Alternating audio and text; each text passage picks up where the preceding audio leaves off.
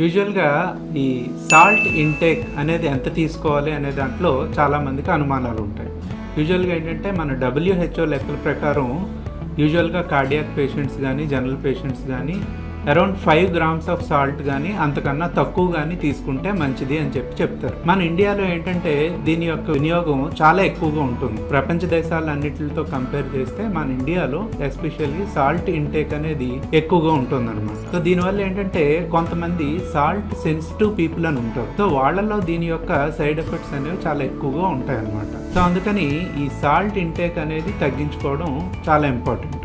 Even normal individuals కూడా ఎక్కువ salt తీసుకోవడం వల్ల లాంగ్ టర్మ్లో దాని యొక్క డిసడ్వాంటేజెస్ ఉంటాయి. సో యూజువల్గా ఏంటంటే చాలామందికి ఈ సాల్ట్ అనేది దేని ద్వారా మనం తీసుకుంటున్నాం, ఎక్కడెక్కడ తీసుకుంటున్నాం అనేది తెలియదు. ఏంటంటే ఓపీకి వచ్చినప్పుడు చాలామందిని ఉప్పు తినొద్దు అని చెప్తాం. సో వాళ్ళు అంటారు మేము మా ఇంట్లో అసలు ఉప్పు వేసుకోండి, చాలా తక్కువ వాడతాం అని అంటారు. So majority of the people ఇదే చెప్తారు. సో ఏంటంటే ఈ సాల్ట్ అనేది మన టేస్ట్ బడ్స్కి అలవాటుని బట్టి ఉంటుంది.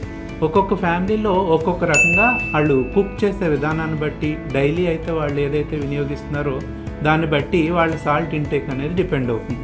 ఫర్ ఎగ్జాంపుల్ ఒక 10 days 15 days మీరు రోజు చాలా ఎక్కువ సాల్ట్ అని ఫుడ్స్ తీసుకున్నారనుకోండి, 11వ రోజు మీరు కొంచెం తక్కువ సాల్ట్ అయినా సరే ఇందులో అసలు ఉప్పు లేనట్టే అనిపిస్తుంది. అలాగని చెప్పి అందులో నిజంగా ఉప్పు లేదని కాదు. అలాగే ఒక 10 రోజులు పూర్తిగా సాల్ట్ మానేసి 11వ రోజు కొంచెం ఉప్పు వేసుకుంటే అది మీకు చాలా ఎక్కువ అని అనిపిస్తుంది అనమాట.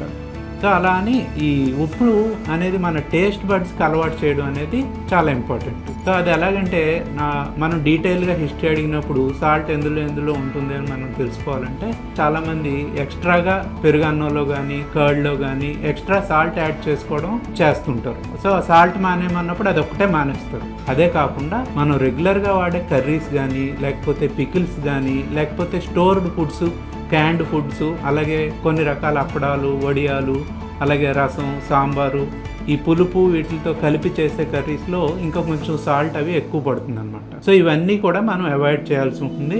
అలాగే చేసేటప్పుడు కూడా మన సాల్ట్ ఎంత వేస్తున్నాం అనేది మెజర్మెంట్ అనేది చాలా ఇంపార్టెంట్.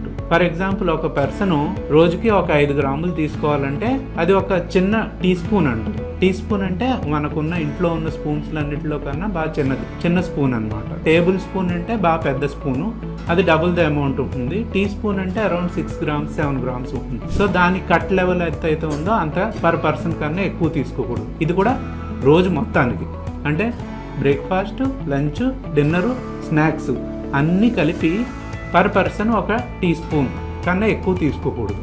అంటే ఫర్ ఎగ్జాంపుల్ 4 ఉన్న ఫ్యామిలీలో ఒక కూరలో ఒక 4 టేబుల్ స్పూన్స్ వేసారనుకోండి, అదే కూర రోజు మొత్తం తింటున్నారనుకోండి, అంతకన్నా ఎక్కువ మనం తీసుకోకూడదు అనమాట. ఎక్స్ట్రాగా ఏదైతే మనం పికిల్ వేసుకున్నా, ఎక్స్ట్రాగా ఏదైతే కర్డ్లో యాడ్ చేసుకున్నా, ఎక్స్ట్రాగా స్నాక్స్లో తీసుకున్నా, ఇదంతా అడిషనల్ సాల్ట్ బర్డెన్ అనమాట. సో దీనివల్ల ఏమవుతుందంటే మన కిడ్నీ మీద కానీ బ్లడ్ వెజల్స్ మీద కానీ లోడ్ ఎక్కువ అవుతుంది అనమాట. దీనివల్ల లాంగ్ టర్మ్లో దానివల్ల ఇబ్బందులు అనేవి ఎదుర్కోవాల్సిన అవసరం ఉంటుంది. సో అందుచేత మనం సాల్ట్ ఇంటేక్ అనేది యాజ్ లో యాజ్ పాసిబుల్ తీసుకురావడం అనేది చాలా ఇంపార్టెంట్. ఇది మనకి 1-2 daysలో పాసిబుల్ కాదు.